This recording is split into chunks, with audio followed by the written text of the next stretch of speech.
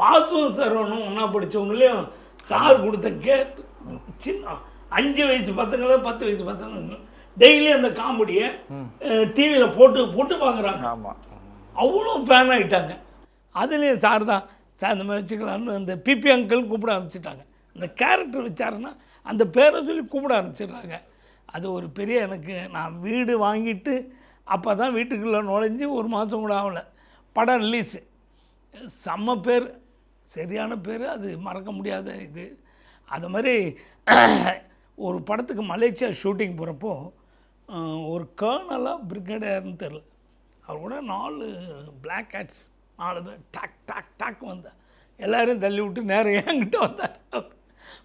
டக்கு எடுத்து பார்க்கிட்டாயோ எனக்குயா காட்சி பிடிச்சி சார் நல்லா இருக்கீங்களா சார், நீங்கள் நான் என்ன விடுங்க சார், நான் அரியர் தான் போகிறேன், என் ஒய்ஃப் உங்களை தான் ஞாபகப்படுத்துனாங்க.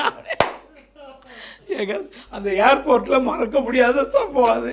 அந்த அரியர் மற்றும் எவ்வளோ ரீச் ஆகுது. ஆனால் கேஷுவலாக நீங்கள் பண்ணுங்கன்ட்டார். அது அவ்வளோ நல்லா இது போச்சு.